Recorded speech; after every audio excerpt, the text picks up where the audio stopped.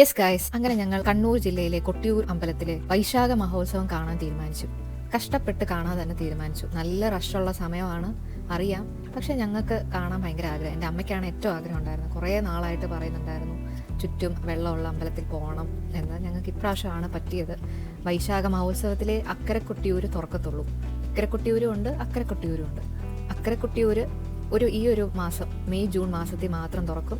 ഇക്കരെ കൊട്ടിയൂർ എല്ലാ വർഷവും തുറക്കുന്നതാണ്. അങ്ങനെ ഞങ്ങൾക്ക് രണ്ടും തൊഴാൻ വേണ്ടി പ്ലാൻ ചെയ്ത് അങ്ങ് ഇറങ്ങി. രാവിലെ 6:30 ഇറങ്ങി. നല്ല തണുപ്പായിരുന്നു, ചെറിയ മഴയും രസമായിരുന്നു. പുറത്ത് മലയിൽ മൊത്തം മേഘം താഴോട്ട് ഇറങ്ങി നിൽക്കുമായിരുന്നു. ഞങ്ങൾക്ക് ഇറങ്ങി ഒന്ന് കാണണമെന്ന് നല്ല ആഗ്രഹമായിരുന്നു, പക്ഷെ പറ്റിയില്ല. ഞങ്ങൾ മോന് നല്ല ജലദോഷം. അങ്ങനെ പിന്നെ ഞങ്ങൾ വെറുതെ ബുദ്ധിമുട്ടിക്കണ്ടെന്ന് വിചാരിച്ചു. കയ്യിൽ കിടന്ന് ഉറങ്ങുമായിരുന്നു. ഞങ്ങൾ ചുരമൊക്കെ കയറി രാവിലെ തന്നെ ഇറങ്ങിയോണ്ടായിരിക്കും എന്തായാലും നല്ല തിരക്കൊന്നും കിട്ടിയില്ല. ഭാഗ്യത്തിന് കുറേ അങ്ങ് കവർ ചെയ്യാൻ പറ്റി.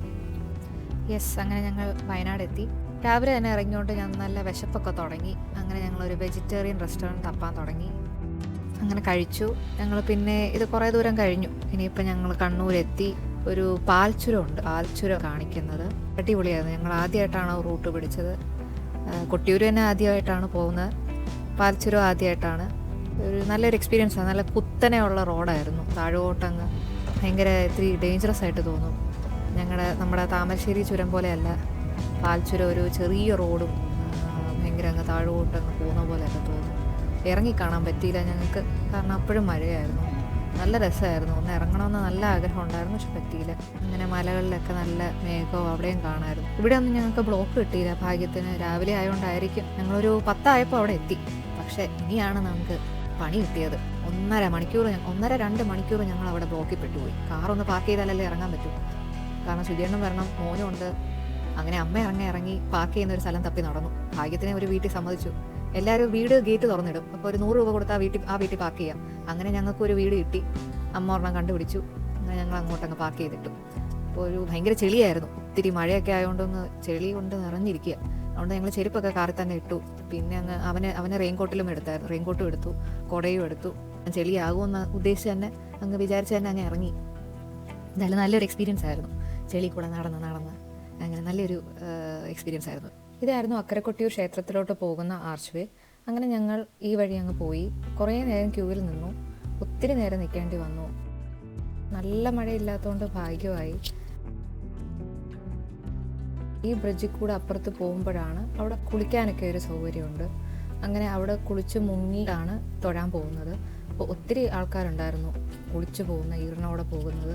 അപ്പോൾ ഇത് കണ്ടപ്പോൾ ഞങ്ങൾക്ക് അത്ഭുതം തോന്നി. കാരണം ഇത്ര മഴയത്ത് തണുപ്പത്തൊക്കെ ഇങ്ങനെ ഒത്തിരി നേരം ക്യൂവിൽ നിന്നാണ് പോകേണ്ടത്. അപ്പോൾ അങ്ങനെ ഇത്രയും നേരം ഈറിനോടെയൊക്കെ ക്യൂവിൽ നിൽക്കുക എന്ന് പറയുമ്പോൾ ഞങ്ങൾക്ക് ശരിക്കും ഒരു അത്ഭുതമായിരുന്നു. കാരണം ഞങ്ങൾക്ക് എന്തായാലും അങ്ങനെ ചെയ്യാൻ പറ്റിയില്ല. കാരണം ഞങ്ങൾ ഡ്രസ്സൊന്നും കൊണ്ടുവന്നില്ല. ചെറിയൊരു മഴയും നല്ല തണുപ്പും ഉണ്ടായിരുന്നു വെള്ളത്തിൽ. അങ്ങനെ പിന്നെ ഞങ്ങൾ അങ്ങനെ ചെയ്യാൻ നിന്നില്ല. കുറേ പേര് ഒന്ന് വെള്ളം കുടഞ്ഞിട്ട് പോകുന്നവരുണ്ടായിരുന്നു. അപ്പോൾ അതുപോലെ ഞങ്ങളും വെള്ളം ഒന്ന് ദേഹത്ത് തളിച്ചിട്ട് അങ്ങ് പോയി തൊഴാൻ വേണ്ടി അങ്ങ് നടന്നു.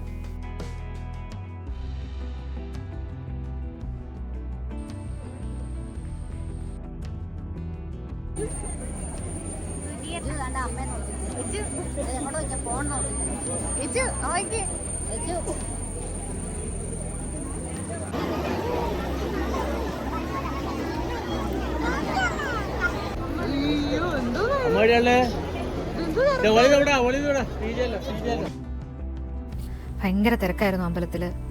ഈ വൈശാഖ മഹോത്സവം ആയതുകൊണ്ടാണ് ഇത്രയും തിരക്ക്. അതും സ്ത്രീകൾക്കും പുരുഷന്മാർക്കും തൊഴാൻ പറ്റുന്ന ഒരു ടൈമാണ്.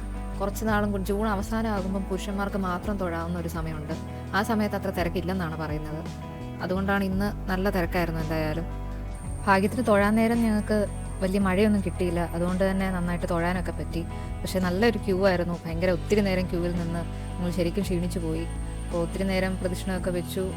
കുറേ നേരം അവിടെയൊക്കെ ചുറ്റിപ്പറ്റിയൊക്കെ നടന്നു. യജുവിനെ അവിടെ ഇഷ്ടപ്പെട്ടു. വെള്ളത്തിന് ചുറ്റും ഇങ്ങനെ നടന്നു കുറേ നേരം.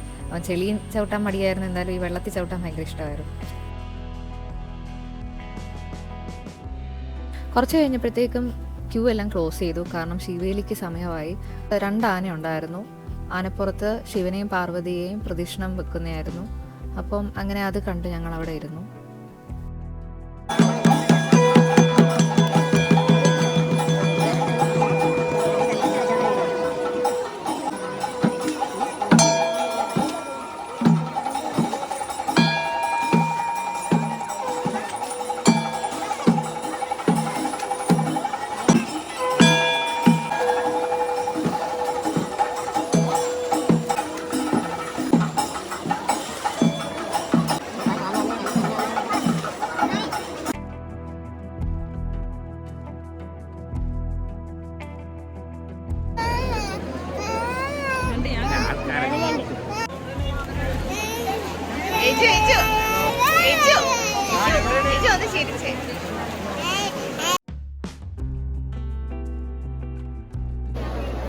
അവസാനമായപ്പോൾ റെയിൻകോട്ടൊക്കെ ഇട്ടു, മഴയുണ്ടായിരുന്നു. പിന്നെ അവനെ ഞങ്ങൾ ചെളിയിലങ്ങ് നടത്തി. അങ്ങനെ പിന്നെ പ്രശ്നം വന്നില്ല, അവൻ പിന്നെ ചെളിയിലങ്ങ് നടക്കുമായിരുന്നു, അതുകൊണ്ട് എടുക്കേണ്ടി വന്നില്ല. തിരിച്ചു പോകാൻ വിചാരിച്ചു. അങ്ങനെ ഒത്തിരി നേരം എടുത്തു. ഒരു വൈകിട്ട് 4 മണിയൊക്കെ ആയി ഞങ്ങൾ ചോറുണ്ണാൻ പോയപ്പം. അതുകൊണ്ട് പിന്നെ ലേറ്റാവും തിരിച്ചു പോകുമ്പം. അടുത്ത ദിവസം സ്കൂളുണ്ട്. ഇക്കരെ കൊട്ടിയൂർ ഞങ്ങൾ തൊഴാൻ നിന്നില്ല, കാരണം ഇന്നും അവിടെയും നല്ല തിരക്കായിരിക്കും. അതുകൊണ്ട് ഞങ്ങൾ പിന്നെ വേറൊരു ദിവസം തൊഴാമെന്ന് വിചാരിച്ചങ്ങ് ഇറങ്ങി. നല്ല മഴയായിരുന്നു തിരിച്ചിറങ്ങിയപ്പോൾ. അപ്പം ചുരം ഇരുട്ടും മുന്നേ ഒന്ന് പാൽച്ചുരം കഴിഞ്ഞ് കിട്ടണമെന്നായിരുന്നു. അങ്ങനെ എന്തായാലും ഞങ്ങൾ നേരത്തെ ഇറങ്ങി പതുക്കെ പതുക്കെ അങ്ങ് പോയി. പക്ഷെ നല്ല ബ്ലോക്ക് കിട്ടി. കുറേ ബസ്സുകളുണ്ടായിരുന്നു, അത് ഞാൻ വീഡിയോയിൽ എടുത്തില്ല.